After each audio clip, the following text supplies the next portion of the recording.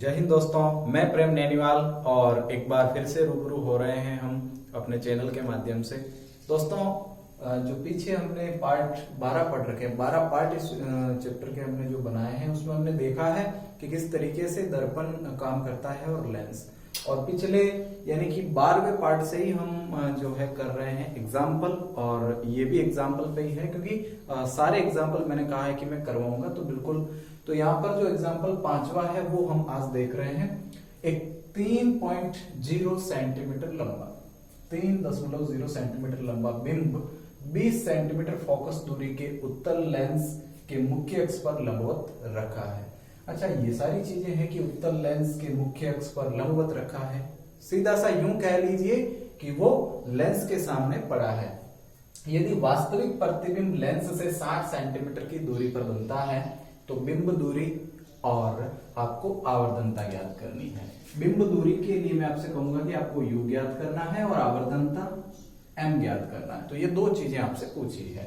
तो यहाँ पे सबसे पहले जो चीज गिवन है वो हम लिखेंगे क्या है, तो दिया है, और दिया है हमें क्या, सबसे पहले कि 3.0 सेंटीमीटर लंबा बिंब की लंबाई यानी वस्तु कितनी लंबी है, और वस्तु की लंबाई को h कहते हैं, वस्तु की ऊंचाई है ना, ऊंचाई या लंबाई कह लीजिए।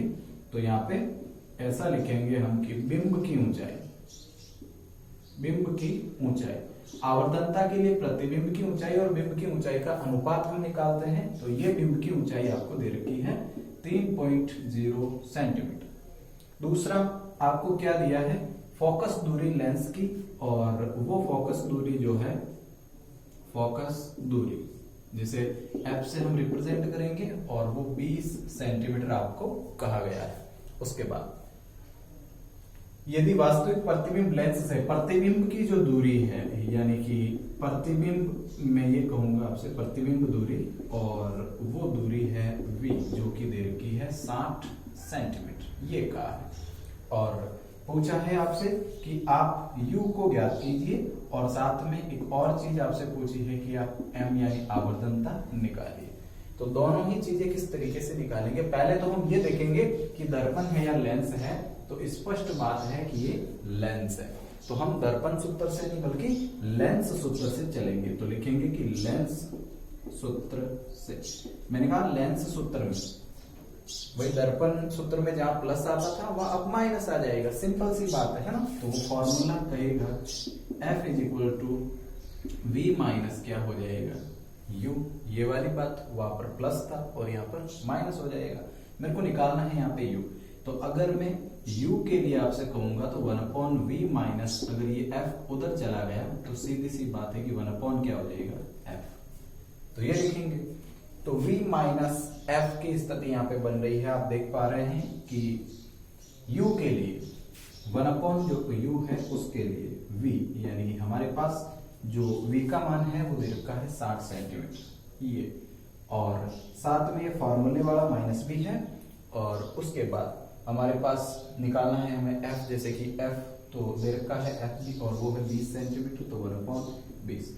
देखिए दोस्तों, लेंस उत्तल दे रखा है, तो ये जो सारी राशियां जो होगी वो धनात्मक होगी, सारी राशियां धनात्मक होगी, क्योंकि ये ऊंचाई है वस्तु की, बिंब की ऊंचाई है। और किसी भी लेंस या दर्पण के सामने हम जब भी वस्तु रखते हैं तो वो मुख्य अक्ष के ऊपर रखते हैं, और मुख्य अक्ष के ऊपर मापी जाने वाली सभी दूरियां धनात्मक होती है। हुआ तो भी मुख्य अक्ष से ऊपर धनात्मक, नीचे ऋणात्मक, इधर क्या होगा ऋणात्मक, और उधर धनात्मक होगा। तो ये बात है। अच्छा, v यहाँ पे मेरे को प्रतिबिंब की दूरी दे रखी है, और प्रतिबिंब तो लेंस से बनने वाले तो इधर नीचे की तरफ बनेंगे ना, या ऊपर की तरफ बनेंगे। तो ये दूरी यानी कि इस प्रतिबिंब की दूरी v जो कि प्लस में होगी, तो इसलिए इसको भी मैंने क्या कर दिया, ये सॉरी इसको भी क्या कर दिया, प्लस कर दिया। और फोकस दूरी का अभी कोई लेना देना नहीं है, हम छोटे बड़े के हिसाब से उसे रखते हैं कि वो फोकस दूरी से वस्तु अगर नजदीक पड़ी है, यहाँ पड़ी है, तो फिर फोकस दूरी धनात्मक लेंगे, और वो दूर है तो हम उसे ऋणात्मक लेंगे। खैर, यहाँ पे जो u है वो कुल मिला के क्या आ जाने वाला है, अगर मैं इसका लसअ को लूंगा तो 1 - 3 हो जाएगा, और 1 - 3 के लिए हम ऐसा कहेंगे कि माइनस में 2/60 ये वाला, और जब भी ये कैंसिल हुआ तो u का जो मान आया वो माइनस में 30 आ गया। अगर मैं इसको उल्टा करता हूं तो उसको भी उल्टा करना पड़ेगा, 2 का भाग जब 60 में लगेगा तो 30 आएगा। तो ये u का मान आया है जो कि माइनस में है। मतलब क्या है, u को हम कहते हैं, u को कहते हैं बिंब की दूरी, वस्तु कहाँ पड़ी है और वही तो हमें निकालना था। और वस्तु जहां भी पड़ी है हम कह रहे हैं वो माइनस में है, यानी वस्तु अगर यहाँ पड़ी है तो इधर मापी जाने वाली दूरी ऋणात्मक होती है, ये बात हम जानते हैं। तो ये जो यहाँ पे ऋणात्मक चिन्ह जो बात प्रदर्शित कर रहा है वो बिल्कुल अच्छे से समझ में आ रही है। अच्छा, दूसरा आपसे कहा है कि उसकी क्या निकाली है, आवर्तनता। अच्छा, आवर्तनता m को अगर आप देखो तो वो ऊंचाइयों का अनुपात है, प्रतिबिंब की ऊंचाई बट्टे बिंब की ऊंचाई। साथ ही उसे हम ये भी कह सकते हैं कि माइनस में v/u, v हमारे पास पड़ा है और वो है 60, प्लस में है, और u मेरे पास आ गया है वो माइनस में कितना है 30। तो यहाँ पर जब भी भाग लगाएंगे तो माइनस में कितना हो जाएगा 2, यानी माइनस में 2 गुणा वो वस्तु आवर्तित हो जाएगी, उसका प्रतिबिंब आवर्तित होगा, माइनस में 2 गुणा आवर्तित होगी वो वस्तु, है ना। आवर्धन का जब पूछे तो हम पीछे गुना लगा देते हैं, ऐसा मैंने आपको बताया भी है। तो ये वाली बात, लेकिन इस सवाल में दोस्तों सीखने लायक एक और चीज है, और वो ये है कि आपसे कहा गया है कि वस्तु की ऊंचाई है, उसकी जो लंबाई है बिंब यानी वस्तु, वो 3.0 है। अच्छा, इसका कोई उपयोग हमने लिया नहीं, लेकिन कहाँ इसका उपयोग हो सकता है, अगर आपसे कहे कि वस्तु की ऊंचाई इतनी है, अगर इतनी ऊंची वस्तु रख दी गई तो उसका प्रतिबिंब कितना ऊंचा होगा, कितना बड़ा होगा, कितना ऊंचा होगा, या ऊंचाई क्या होगी, अगर ये पूछे तो हम जानते हैं कि प्रतिबिंब की ऊंचाई बट्टे बिंब की ऊंचाई, है ना। तो यहां से हम किस तरीके से कर सकते हैं, स्क्रीनशॉट आप ले सकते हैं इसका, और आगे बढ़ रहे हैं। फिलहाल यहाँ पे एक सिंपल सी बात मैं आपको बता रहा हूं कि आपको दे रखी है बिंब की ऊंचाई, और अगर आपको प्रतिबिंब की ऊंचाई निकालनी है तो हम जानते हैं कि प्रतिबिंब की ऊंचाई बट्टे बिंब की ऊंचाई जो होती है वो माइनस में v/u के क्या होती है बराबर। यदि मैं h डैश यहां से निकालना चाहता हूं तो क्या इस h को उधर पक्षांतर कर सकते हैं, तो v/u और गुणा क्या हो जाएगा h, यानी मैं ये कह सकता हूं कि v जो आपके पास है वो है 60 और u माइनस में 30 है ये स्थिति, और h जो है वो माइनस में 2 है ना। h ऊंचाई 2 कैसे है, आपको ऊंचाई दे रखी है इसमें 3.0 है तो वो 3 है ना। अब देखिए कि 30 से 60 2 बार गया है, 2 को 3 से गुणा किया तो माइनस में कितना आ गया 6, यानी कि जो प्रतिबिंब की ऊंचाई होगी वो 6 होगी। बिंब की ऊंचाई कितनी दे रखी है 3.0 सेंटीमीटर। मैंने कहा ये 2 गुना आवर्धित होगा, कितने गुना आवर्धित होगा 2 गुना, मतलब ये 3.0 से 3.0 6 हो जाएगा, है ना। तो 6.0 ये हो जाएगा, यानी कि 2 गुना आवर्धित होगा। तो ये बात है आवर्धनता को लेकर, और ये उसका वास्तविक माप है जो प्रतिबिंब आप ले रहे हैं, और जो बिंब आप ले रहे हैं, और प्रतिबिंब जो बन रहा है उसका वास्तविक माप ये है। तो तीनों ही चीजें आप यहां से निकाल सकते हैं, क्योंकि हमें पता है कि ऊंचाइयों का जो अनुपात होता है वो v/u के बराबर, भले ही मैं इसे m के बराबर करूं तो ये फॉर्मूला है जिसके आधार पे इन सारे सवालों को हम सॉल्व कर सकते हैं। बढ़ते हैं अगले एग्जाम्पल की ओर। तो देखते हैं अगला अपना जो एग्जाम्पल है, किसी अवतल लेंस की फोकस दूरी 30 सेंटीमीटर है। अवतल लेंस की जो फोकस दूरी है वो आपको 30 सेंटीमीटर दे रखी है। ध्यान दीजिए कि अवतल लेंस है, इस बार उत्तल लेंस नहीं है। यदि बिंब लेंस से 15 सेंटीमीटर की दूरी पर बन रहा हो तो प्रतिबिंब की स्थिति आपको देखनी है, वो कहां पर बनेगा वो आपको बताना है, और साथ ही उसकी आवर्धनता m का जो मान होगा वो भी आपको निकालना है। तो देखिए किस तरीके से इस सवाल को हम सॉल्व करेंगे। सबसे पहले तो विधि आपकी वही होनी चाहिए, कौन सी, जो चीज गिवन है वो हम सबसे पहले लिखेंगे। तो दिया है, क्या दिया है, लेंस की फोकस दूरी, और अपन फोकस दूरी के लिए ऐसा कहेंगे कि वो f का जो मान है वो 30 सेंटीमीटर है। लेकिन ध्यान दीजिए कि अवतल लेंस है, और अवतल लेंस होने के कारण और फोकस दूरी है तो वो इधर की तरफ मापी जाएगी, मतलब वो किस में होगी, माइनस में होगी। दूसरी बात, बिंब लेंस से 15 सेंटीमीटर की दूरी पर है, यानी बिंब की जो दूरी है, बिंब दूरी, उसके लिए अपन कहेंगे कि u है और वो आपको 15 सेंटीमीटर, और अवतल लेंस है, बिंब इधर ही रखा जाना है, तो ये बिंब तो हमेशा ही अवतल हो या उत्तल हो, बिंब तो उस लेंस से या उस दर्पण से इस साइड रखा जाना है और इस साइड की सारी दूरियां ऋणात्मक मापेंगे। तो सीधी सी बात है, 15 सेंटीमीटर मैंने यहाँ पे लिखा है। साथ ही आपसे पूछा है कि उसकी स्थिति ज्ञात कीजिए, वो जो प्रतिबिंब होगा, प्रतिबिंब की दूरी क्या होगी, यानी आपको v बताना है और साथ ही आपको आवर्तनता m का मान भी बताना है। तो बहुत सिंपल, जैसे कि सबसे पहले तो हमें कहा है कि लेंस, तो हम लोग लेंस का सूत्र काम में लेंगे, तो लेंस सूत्र से, और लेंस सूत्र आपसे ये कहता है कि 1/, निकालना हमें क्या है, मैं यहाँ पे इस बार सीधा लिखूंगा और सीधा इस रूप में लिखूंगा u। क्या ये सही है? बिल्कुल, ये फॉर्मूला मैंने v के इक्वल में इसको पक्षांतरण करके कर दिया है, बार बार हम वो चीज नहीं करेंगे। तो देखें 1/v जो होगा वो फोकस दूरी के लिए हम कहेंगे कि वो माइनस में कितना है, 30 सेंटीमीटर, और ये प्लस है बीच में 1/u, u मेरे को पता है कि 15 सेंटीमीटर है, लेकिन वो भी माइनस में है। तो ये स्थिति होगी इन दोनों के लिए। क्या यहाँ पे लसप ले सकते हैं? बिल्कुल ले सकते हैं, और वो लसप 30 आ जाना है, और ये इससे कैंसल, तो माइनस का 1 हो जाएगा, और साथ ही ये माइनस प्लस माइनस माइनस हो जाएगा, और 15 का भाग इसमें 2 बार गया है। कुल मिलाकर के 1/v का मान, 1/v का मान अगर देखें तो 3 माइनस में बट्टे 30, ये माइनस की स्थिति, और 3 30 से गया है 1/10 हेतु, और ये जो v का मान है अगर मैं उल्टा करूंगा तो माइनस में कितना हो जाएगा, 10 हो जाएगा, यानी प्रतिबिंब की जो दूरी होगी वो 10 होगी, है ना। तो v का मान हमारे पास माइनस में 10 आया है, लेकिन आवर्तनता पूछी है और हमें पता है कि आवर्तनता माइनस v/u के इक्वल होती है। अगर देखें तो v 10 आया है, u हमारे पास कितना है, u के लिए हम कहेंगे कि वो माइनस में कितना है, 15, माइनस में 15। तो यहाँ 5 का भाग 2 बार जाएगा और इसमें 5 का भाग 3 बार जाएगा, यानी ये कह सकते हैं कि m 2/3 2/3 होगा, जो बिंब रखा है उसका 2/3 प्रतिबिंब बनेगा, यानी कि आवर्धन जो होगा वो 2/3 के रूप में होगा। तो ये बहुत छोटा सा एग्जाम्पल था और बहुत सिंपल भी था, जिसमें आपको ये चीजें निकालनी थी। तो इस तरीके से आप सॉल्व कर सकते हैं। फॉर्मूले का ध्यान रखें कि आप उसे कैसे यूज करते हो। यदि v पूछा गया तो आप वहां पे v निकालेंगे, f पूछा गया फोकस दूरी तो वो निकालेंगे, u पूछा गया तो उसे निकालेंगे। बढ़ते हैं अपने अगले एग्जाम्पल की ओर। तो दिया है, क्या दिया है, एक उत्तल लेंस की फोकस दूरी 50 सेंटीमीटर है। फोकस दूरी जो f का मान है वो 50 सेंटीमीटर है। तो किस तरीके से करना है आपको, ये सवाल देखिए दिया है। क्या दिया है, सबसे पहले तो आपसे कहा है कि फोकस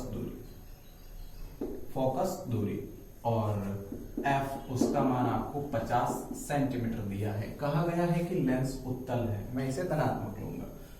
यदि एक बिंब इससे 30 सेंटीमीटर की दूरी पर रखा हो तो प्रतिबिंब की स्थिति व प्रकृति ज्ञात कीजिए। अब देखें कि आपसे बिंब की दूरी का कहा गया है और बिंब दूरी दे भी रखी है कि बिंब दूरी जिसे हम कहेंगे u, लेकिन ये फोकस दूरी बिंब दूरी से बड़ी दे रखी है, और ये देखिए 30 ही है, और इसलिए मैं इसे क्या ले लूंगा, ऋणात्मक ले लूंगा। तो फोकस दूरी और बिंब दूरी दे रखी है। प्रतिबिंब दूरी यानी कि प्रतिबिंब की स्थिति यानी v आपको निकालना है, और प्रकृति आपको बतानी है कि वो कैसा होगा। तो लीजिए, सबसे पहले तो यहाँ पर लेंस की बात की गई है, तो लेंस सूत्र से, और लेंस सूत्र से हमें v निकालना है। तो जैसा कि इससे पहले के सवाल में हमने किया है ये, तो यही करेंगे। तो क्या होगा, v का मान फोकस 50 दिया है प्लस और ये वाला, और 1/u आपसे दे रखा है 30, और 30 किस में है, माइनस में। अगर 50 और 30 का लसअप लिया जाए तो 150 होगा, और ये इतना होने के साथ ही 50 से ये 3 बार हो जाएगा, और प्लस माइनस माइनस हो जाएगा, और 30 का भाग इसमें कितनी बार चला जाएगा, 5 बार। 3 में से 5 गया, माइनस के 2/150।